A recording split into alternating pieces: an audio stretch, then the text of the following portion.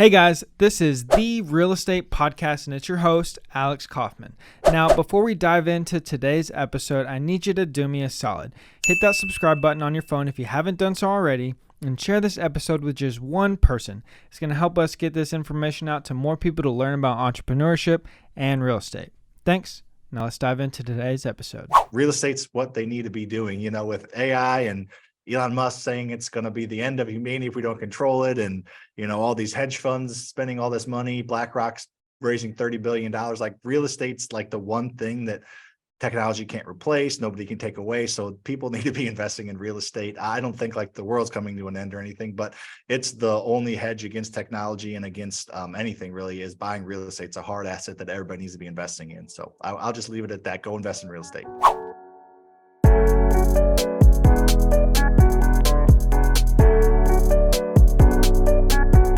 All right, everybody, welcome to the Real Estate Podcast. Today we got a special guest. We got Sam Primm, owner of Faster Freedom. He's a real estate investor. He's really big on social media. We've been following him for a long time and excited to have him on today. I know that you guys watching are going to gain a lot of valuable insight. Thanks for joining, Sam.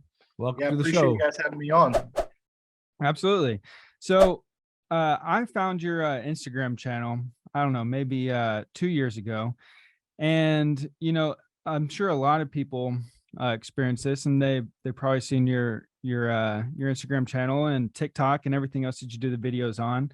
And the shorts and the reels and everything, they're only about 12 seconds, 30 seconds. They really don't provide a tremendous amount of information about who you are, but you tell your story about how you own all these rental properties and gain a lot of cash flow, and you bought all these using other people's money.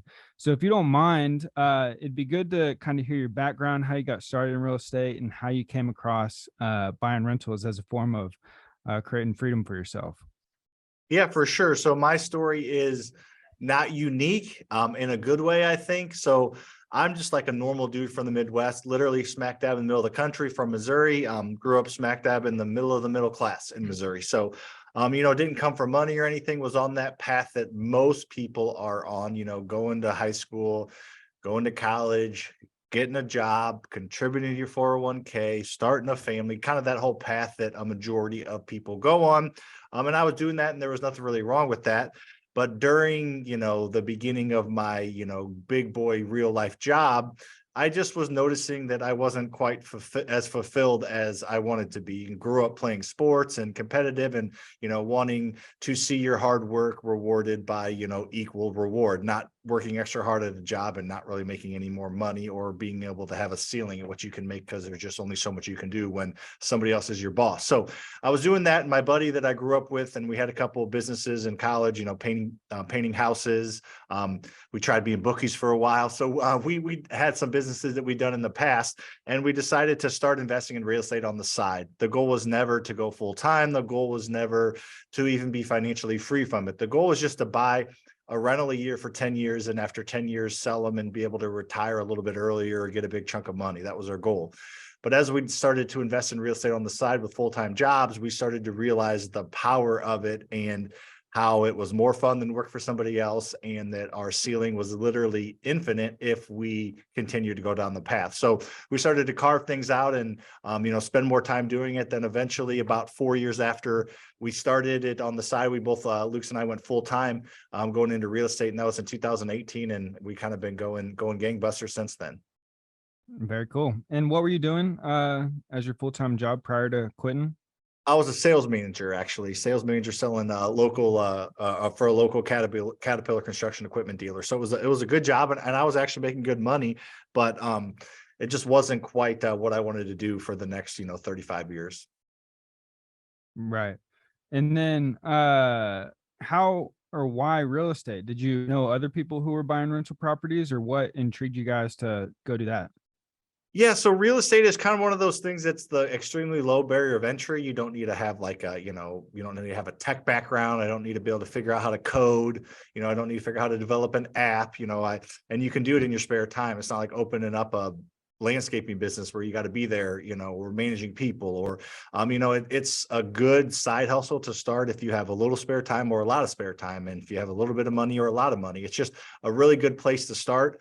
We read Rich Dad Poor Dad, and that, opened up our minds to the possibility of things. But then just looking at, the time we had and the money we had, and, there's very few things that you can spend,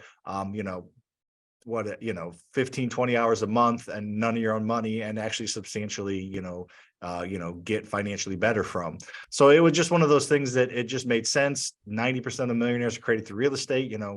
We're stupid, but we're not that stupid. Let's not try to go after, a portion of the 10% of millionaires that aren't real estate related. Let's do what 90% of millionaires do, and let's get in the real estate game. And it was perfect. We could spend, 10 hours a week on the side doing it one week, 5 hours the next week, 20 hours the next week. And eventually we got to the point where we're like, well, let's spend 60 hours a week doing this and see where it can take us. Yeah. It's fun, man. Talk to us a little bit about your process. You're trying to acquire more properties. The market has shifted and changed. What is your process like, as granular as you want to go, for, how do you go about your days, your weeks, your mindset on what you're trying to build? Yeah. So what's helped me grow the most is having a really, really quality team and people that do things better than I do doing them and not trying to control everything. So one of the companies I own, Faster House here in St. Louis, we're going to buy about 300 houses this year. So we're a flipping company. We're probably going to wholesale about 200, 225 of those and then rehab the other 75 or 100, whatever the math ends up being. So that's a lot of houses. That's a big team. That's like 22 employee company team. And I spend an hour a week with that company. So my main focus is, growing the education brand and creating, content and growing the Faster Freedom brand. But that Faster House company is a huge part of what feeds a lot of my content, what feeds my rental portfolio. If there's a really good deal that comes across, we got 6 full-time buyers. Their entire job is to go buy houses. We spend money on marketing and they spend time running down those marketing leads, as well as creating their own leads through connections and resources and other wholesalers and agents. And, we got a whole system and process set up there. But, basically there's that side of it. There's the flipping company side of it that provides a ton of, a ton of team members, which is awesome, and a ton of content. And then a lot of houses that we're able to cherry pick and keep the rentals that we'd like. And then there's, the rental side, which if we do keep them as rentals, as you mentioned earlier, I create cash flow through that. We have right now sitting at $45 million in rental property that been able to buy without using any of our own money. A lot of that is led through the flipping company, and then also some apartment complexes and self-storage facilities that we've been able to source just from making connections over the years with brokers and just, people kind of understanding our name and that we can, close on a deal and we can execute a contract. And then the education brand is what I'm spending most of my time on the past probably 2 years. I would say 90% of my time in the past 2 years has been spent on growing this education brand, social media stuff, the mentorship stuff, all those things. So those other 2 companies are pretty passive for me. We're talking like literally, flipping company an hour a week, and then my rental portfolio probably an hour a month, and then everything else is spent on the education side. Got it. So you like the education side a little bit more, would you say, at this point? Yeah, it's just been kind of my focus. Like I mentioned earlier, Lucas owns all this stuff with me. He kind of focuses on the other 2 and I focus on this one. So I guess I'm dumb enough to put my face on a camera for the whole world to see. He's smarter than I am, so he doesn't do that. But yeah, it's just kind of one of those things, growing those multiple streams of income and, focusing on other things that are kind of maybe more in your genius zone than trying to force something that you're not good at or that you don't like doing. Yeah, absolutely. What do you think you guys have seen with the market shift? Like, it's been a big change. We've been doing it for about 12, 13 years, and it's a lot different than it was at this time last year. So with everything that you're doing, what have you experienced that you guys have had to do differently to adapt with this market? Yeah, so like a lot of people, we kind of got kicked in the groin there when things shifted a little bit mid last year when they started raising interest rates with like the pedal to the metal. So we had bought a lot of properties, when you're buying 20, 25 houses a month and you buy them with a certain, price point in mind in the future, and then that price point dips a little bit, you lose money. And we've actually lost quite a bit of money in that company over the past, 8 months. I think last month, or last couple of months, we've kind of been digging out of it. But the end of last year, beginning of this year, we were, I think we lost 80 grand one month, 30 grand another month. So we've been, not making very much money in that company because we have a lot of employees and overhead and things to look out for. So we just kind of had to swallow that pill and readjust our buying formula.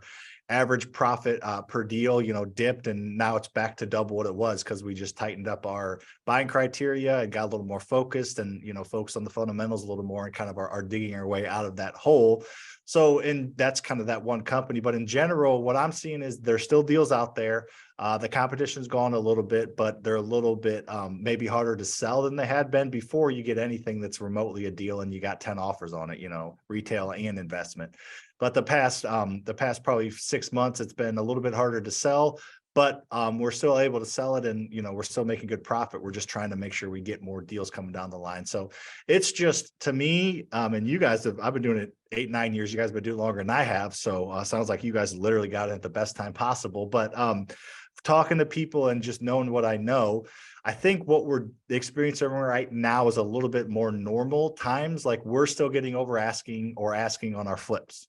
We're still able to rent. It's just not what it has been. People have this recency bias where if it doesn't sell, for 50 grand over asking with 25 offers on opening weekend, the market's crashing, the sky is falling, and there's, fear mongers all over social media telling people that feed into that. So, if you do things the right way, we can still cash flow at higher interest rates on our rental properties. We can still flip and make good money. It's just, maybe not as easy as it has been. And it's just maybe a little bit more realistic. When I got started in 2000, or when we started flipping at a high level in 15 and 16, it was, you list a house, you hope to sell within 30 days, 2 weeks in, you do a $5,000 price drop if it doesn't sell, and you sell it and you move on. Now, if a property takes a month to sell, people think, the world's ending. So it's just some recency bias that is a little bit annoying, but it is what it is, in my opinion. So it's still good out there. It's just not quite as good as it has been. Yeah. And I imagine buying 20 houses a month, whether you are wholesaling them, flipping them, or keeping them. I mean, a lot of what you talk about is using other people's money to buy these, right? So getting a bank loan, getting somebody else to give you a private loan, pay for the down payment, refi, getting them their money back. Do y'all pretty much stick to that model, or are y'all pretty flexible with, hey, let's do a sub 2 deal here, let's do a seller finance deal there? Or do you pretty much stick to this one model of getting your down payment covered and using, whatever bank you utilize to buy these deals? Yeah, no, majority of what we do is that, the whole BRRRR method with buying, like you said, using hard or private money and then bank funding. We have done some seller finance deals. We looked at a couple sub 2 deals. We've looked at some ovations we've got going. But when you have the backing of, the company that we've been able to build, fortunately, our private lender network, our bank funding and lines of credit, we have the ability to close. That's kind of our sales pitch for our sales guys. We have the ability to close on every single property we put under contract. We do not need a contingency. We do not need an option. We can close. Our number is firm, and we'll stick to it, assuming they agree to it. Obviously, somebody could come back higher and, offer more with some conditions, and we don't win every deal we go out on, but we have the ability to close. So I think that's kind of the selling point that the sales guys go to. So, somebody would prefer that. Most people would prefer just to get cash and be done. When you get in that creative financing or seller financing, those are definitely great, arrows to have in your quiver. But they're just not as common of situations as, cash, be done, see you in 2 weeks, you're out. We'll let you stay for a week and get your stuff out and then leave the house out as you're done. That is the easy button for people, right? You don't have to convince them to let you take over their mortgage. You don't have to convince them to have, have a second behind the bank or things like that. So we do a little bit of that creative stuff, and we're starting to do that a little bit more. But in general, here's cash, here's your offer. That usually, kind of speaks a little bit louder than some of those creative ways. Yeah, that makes sense. And so, what'd you do to build up these private connections and these banks and these lines of credit? Yeah. So, I mean, like I said, having $45 million in real estate, we have, a lot of good loans out with, 3 or 4 different small local banks. So, develop relationships with them, have, cash flowing through their bank accounts, develop relationships with the vice president of, commercial lending, or the president owner of the bank in a couple of the cases. So they're, allow you to have lines of credit against your rentals, or just have, unsecured lines of credit that you can use at your disposal. And we can, have, lines of credit against our rentals with other banks. So there's that part of it, just kind of the proofs in the pudding over the past several years. And then just, developing relationships with private lenders. We probably have 8 that we use on a general basis. And, we keep their money pretty busy, give them good returns. And occasionally they'll tell a friend or two and bring them in and kind of grow that side of it. That's honestly the private lender side of it. How's we've been able to buy, 45 million in real estate is using a lot of those funds, just recycling them through. So it's kind of a combination of things, just running sound businesses, communicating properly with lending sources, whether it be a bank or a person or a hard money lending company. And then just, just continuing to push through and do deals, because they need to do deals. These companies and banks need to do deals to stay in business. They stop doing deals, they go out of business. So they want to lend. They just want to lend to somebody they trust. Yeah. What are some of the valuable lessons? You've gone through a lot of deals, you've done a lot of things. Are there small little nuggets or things that you've really learned through your personal experience that really stick out to you that might be valuable for other entrepreneurs or investors? Little things, like I come up with time kills all deals, whatever it may be. Are there certain things that really hold true to you through experience? Yeah, so there's kind of a couple of them, and they're not little. I guess they are, but they're kind of the ramifications of them are huge. And 2 of them that come off the top of my head, that I think are, maybe a little more impactful than a little deal is, just debt. Getting over the idea that debt is bad. Of course, consumer debt is bad. Borrowing, or not even bad. I could, we're not bragging here. I could pay cash for my truck or my wife's truck, but I do a loan at 4%, because I know that, having that cash available and borrowing money at a low interest rate is a valuable thing. Now, if you can't afford that vehicle, then don't do that. But debt is not bad. If you're responsible, that can be a great thing. So there's the consumer debt side of things. I make, I don't even know, $800 a month on my credit card points because I pay my credit card off at the end of every month. So consumer debt is not bad. It's just not a way to create wealth. But good debt, investing debt, asset debt is a way to create wealth. People just have this mindset that all debt is bad just because of Dave Ramsey or what their parents tell them or what society tells them or what school tells them. But I literally own 45. I'm a freaking moron. I'm not really that smart. I'm kind of an idiot who dumb shit all the time. Just ask my wife. And I own $45 million worth of real estate, but it's because of debt.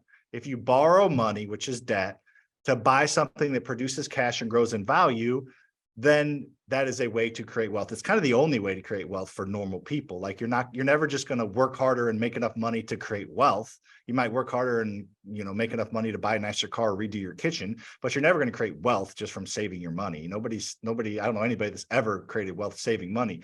You have to properly leverage debt. So if you're borrowing money to buy an asset that grows in value, produces cash, that's how wealth's created. I mean, Apple's sitting on $100 billion in cash, and they still borrow money for R&D and design and buildings and things like that. I mean, Facebook started out by borrowing money. Like companies, these billionaires and these multimillionaires, they all created that through debt. They borrowed money, but they used it to create a service or an asset.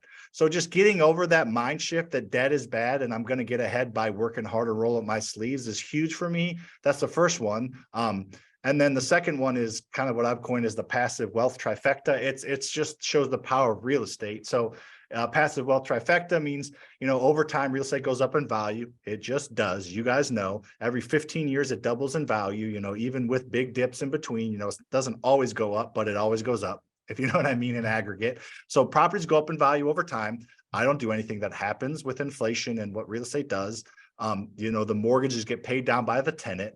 So those 2 opposing forces working together are massive to create wealth, because wealth is created through equity and businesses or real estate. And then the cash flow side of it, that's the third side of the trifecta. So the passive wealth trifecta and just the power of that over time. And then the debt thing, I think, are the 2 biggest mindset shifts or just proof in the pudding to me that have allowed me to create, a decent income, a decent living, and a lot of wealth. Beautiful, man. Yeah, I think those are really important, and a lot of people don't really understand that with real estate. So I appreciate you sharing that. What are the goals moving forward? What's the big vision for you? And I know the education's big, buy more real estate, but anything else other than that you're like, this is what we're trying to accomplish or trying to do here? Yeah. So for a while we had not dreaming big enough syndrome. Like I told you earlier, our goal is 1 property a year for 10 years. So we have 10 properties in 10 years. Then our goal was 25 million in real estate by 2025. And we hit that in 2021.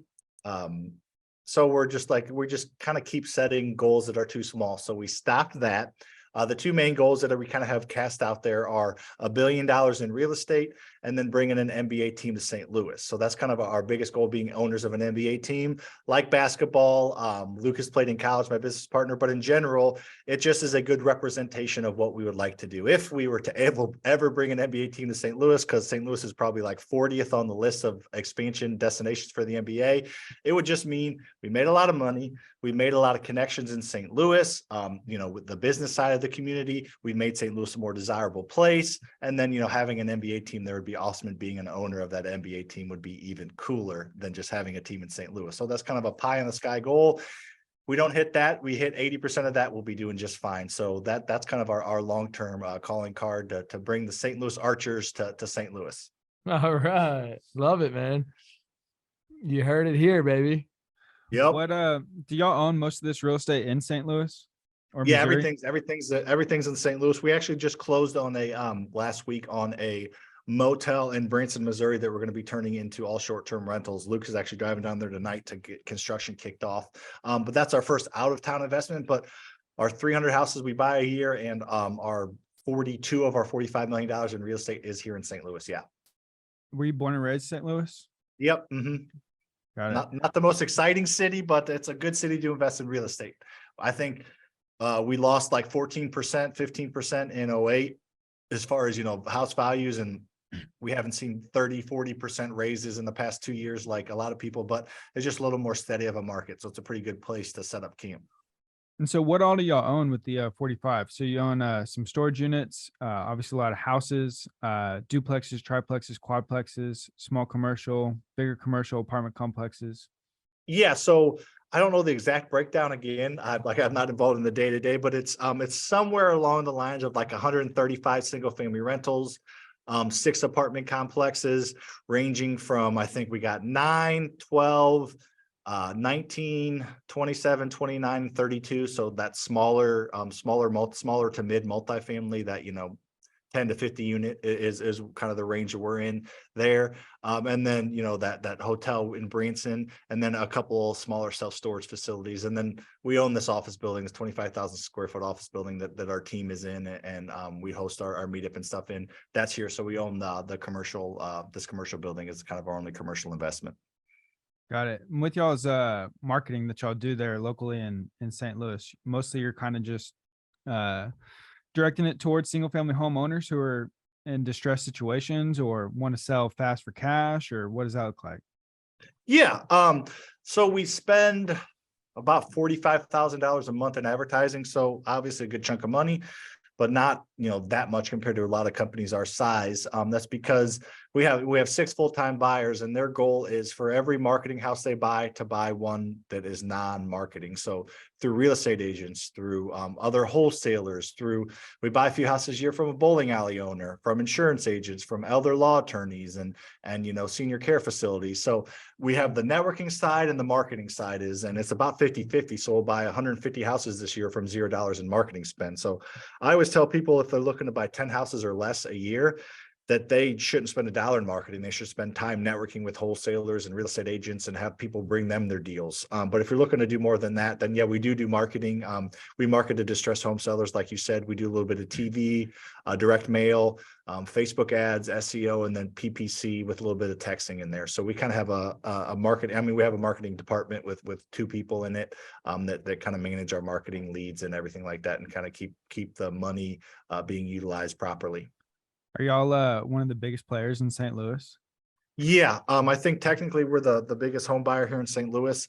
The We Buy Ugly Houses, has franchises here. I think they have like 15 franchises. I think combined, those franchises maybe do more. But each individual franchise is owned by an individual or a company, and none of them, I don't believe, do what we do. I think we keep track of our market share at 10 properties or more is kind of who we, claim as our competition, people that buy 10 properties or more. And we range anywhere from, 5 to 15% of market share in that range. So obviously there's other big players, but as far as what we can tell, we buy as much or more than anybody in St. Louis. That's great. All right. So tell us a little bit more about the education side. I'm not extremely familiar with all the stuff you do on the education side. Obviously, we see the social media, but tell us about the mentorship program, what you're looking to build there, and really what you've been devoting all your time and energy towards. Yeah, so I devoted about 2 years into making no money by growing the education brand. I guess it all started. Luke and I started posting on our personal Facebook pages back in 2019, and holy crap, just friends and friends of friends and people were just hitting us up like crazy about what we were doing. At that time, we probably had 115 rentals maybe or something like that. So we're doing pretty well. And people were just crazy about wanting to learn more. Real estate has been crazy hot, obviously, over the past few years. So I started to take it more seriously and started to create like a local mastermind paired with our local meetup that we have, and started to like kind of do a little bit of things here and there, but we're kind of just spinning my wheels, not really making any money, and having 20 mastermind members paying you $500 a month, and with an employee and overhead, and it wasn't really profitable for a while. And then we started to take it national and develop the mentorship. And we launched our current mentorship in the end of 21. So we're going on about 15 months into that. And that's done really well. We have over 1,000 students. We just crossed 1,100 students in that mentorship. And it's, we're getting 50 to 100 signups every single month. And it's, coaching calls, one-on-one calls, group coaching calls, a Facebook group, 350 videos I recorded that show everybody exactly what to do at every single step and all the resources we use. So I don't need to do a mentorship pitching here. It's a very, very robust mentorship. That's how we've been able to get, 1,100 students in about 15 months of launching it. And that's kind of been my focus, and kind of a little bit of the, seeing a lot of work and energy and frustration come to fruition to be a pretty profitable venture. That's great. And where does the mentorship congregate at? Do y'all have like a private Facebook group or Discord or anything like that? Yeah, we have a private Facebook group. That's where the 1,100 members are, a private Facebook group. We have members in every state. And we actually just crossed the $200 million in real estate owned by the coaches, because there's some coaches that coach it. I don't do the day-to-day coaching or the mentorship calls. I have coaches that do that, former students that were successful. So we have over 200 million real estate owned, and we just literally last week had a student put a 16 pack of houses under contract, and another student put a 48 pack of houses under contract, and then somebody closed on a quadplex with 2 duplexes under contract. So it's a great week, and that's what we like to see. But now that it's been a year and a half almost of a mentorship, and people are, taking action, and sometimes it takes some time to get traction, we're starting to see a lot of people start to create a lot of wealth. So that's been really, really cool to see kind of students that are just, somebody's buying 48 houses with 90 garage doors that are kind of like storage, like seller financed, all because of a Facebook post that he posted that we told him to post. And like his great grandkids are going to benefit from that, all from being in the mentorship. So that's been the cool part of it, is seeing that obviously the profit's there. I got other companies that do just fine, and this one does fine as well. But it's really cool seeing the impact, because I can only say so much, as you mentioned earlier, on a 18-second TikTok or a 1-minute reel. You can only say so much. And if you don't brag, then no one's going to watch the video. So they're kind of just an eye roll at certain times. But getting people into the mentorship and help people change their lives has been extremely, satisfying. And it makes posting annoying things on social media all makes it worth it. So, yeah. Well, that was one of my questions was, is ultimately the goal to kind of get everybody in the mentorship to buy real estate together if they desire, or maybe you go find $100 million, apartment complex or something, and everybody in the mentorship buys it with you, and just try and get everybody to grow more together? Or is everybody kind of just doing individual things? For the most part, everybody's doing individual things. It's kind of a single family rental mentorship. And, there's been some people in the mentorship do deals together, but it's not like a syndication for, or anything like that right now. Maybe in the future it will be, but everybody's kind of growing their own thing right now. You know, syndication is a potential avenue I could go down, especially with the social media reach that I potentially have. But yeah, I mean, there's just so many options. I never thought we'd have, you know, the goal was just to create something that was awesome, that helped people, that I could charge money for and make people happy to pay it because they get their money's worth. I didn't think it'd grow this quickly. So haven't really thought too much, just trying to fulfill what we promise when people sign up, and you know, continually make it better and add content to it. So there's those options that come along with having a lot of eyeballs and people open up their wallets. So there's options down the line for sure. Yeah. And with the social media stuff that you touched on, with the you know, eye roll and TikToks or whatever, Instagram reels, who comes up with this content? Do you come up with it? Do you have a team that helps you come up with it? Or how'd you kind of figure out your groove and rhythm there with the reels and TikToks to really start making this grow?